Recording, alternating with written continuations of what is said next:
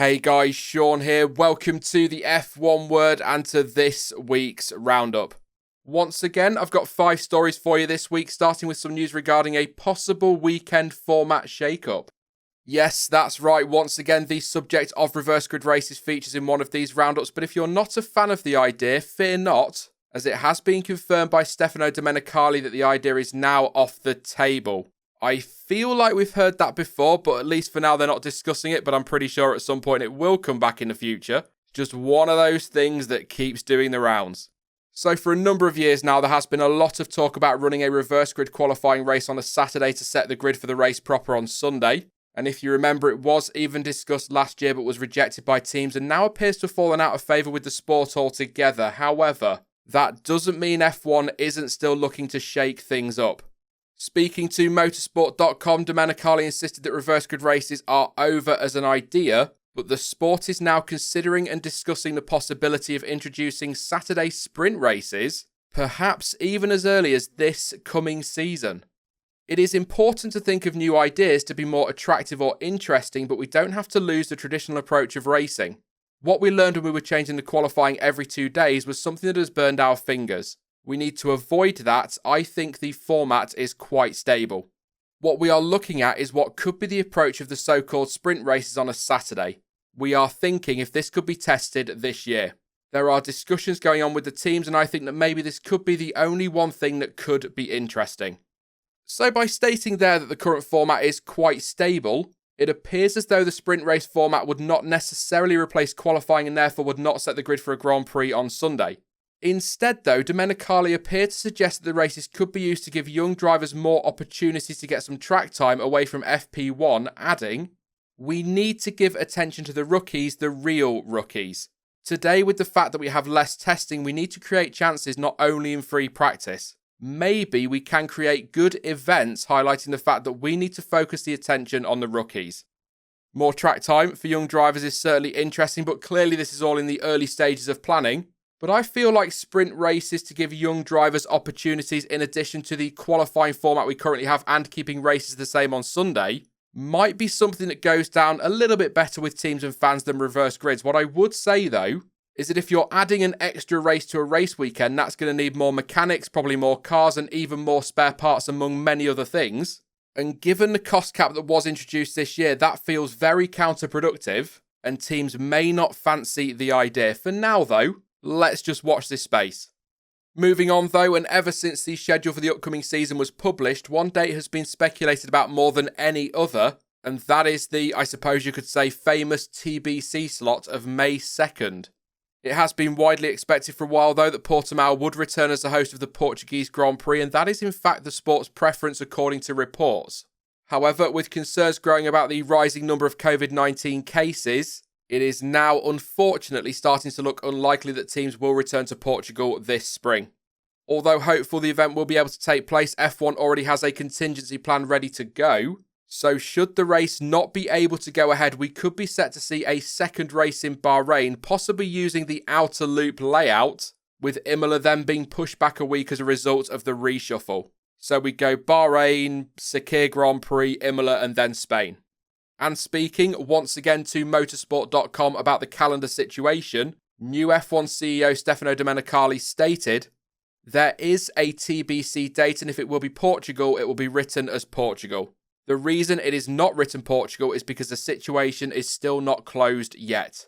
As soon as we can, we will be able to announce something and that will be in the next days, not in the next 2 months.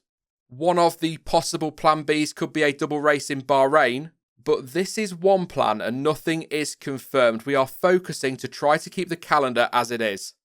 Domenicali also stated that there were meetings set to take place this very weekend to discuss and understand the situation, and added that the sport is still confident it can pull off a full calendar of 23 races, with several contingency plans in place and ready to roll out if necessary. It is also worth a mention that he is adamant that despite concerns over the pandemic, Imola is not under any threat of cancellation. And this story is the inspiration for this week's question. How many races do you think we will see in 2021?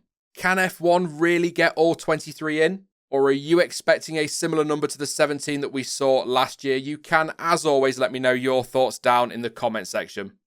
Next up, OTMAR SZAFNAUER said that new arrival Sebastian Vettel is already impressing the Aston Martin team with his hunger for knowledge, likening the German to a performance engineer behind the wheel.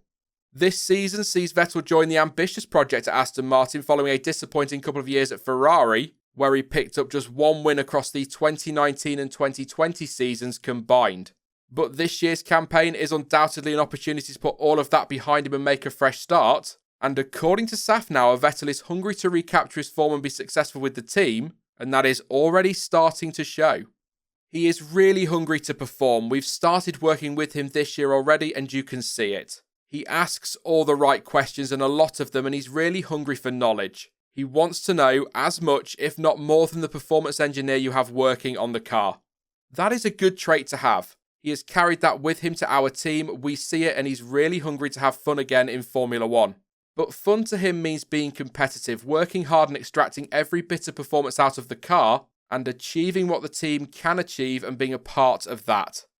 When asked about the questions raised around whether or not Vettel retains the racecraft and speed he needs to match those ambitions, SZAFNAUER acknowledged that based on last year it was a valid question, but added that Seb hasn't just suddenly forgotten how to drive fast in a race car, and his work ethic is definitely still there.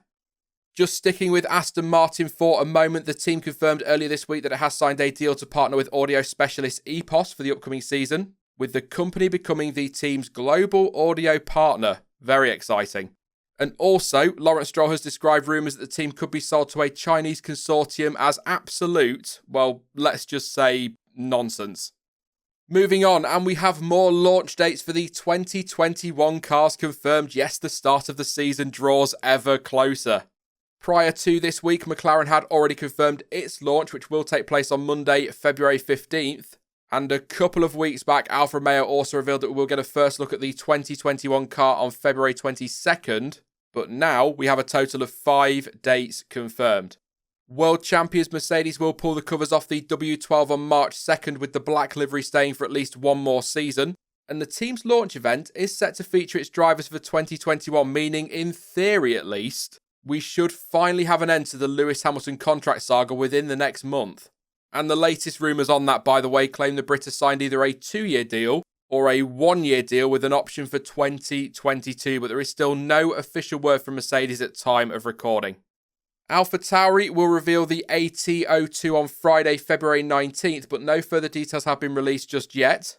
And Williams has announced that it will launch its 2021 car on Friday, March 5th, making it to date the latest launch of 2021.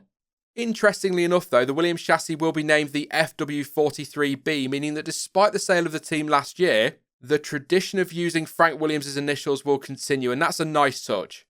So here is a look at the dates confirmed so far, with 5 more teams yet to let us know their plans. But it is interesting to see just how spread out these launches are this year, clearly as a result of testing being pushed back to March 12th, because over the last few seasons we've seen car reveals crammed together, and last year, if you remember, there were even 3 launches in one day. But anyway, I think it's fair to say that the hype for the new season can start now, and you've probably guessed this already, but I cannot wait to get going this year. And finally, Romain Grosjean has said that he is keen to take Toto Wolff up on the offer of a Formula One test with Mercedes.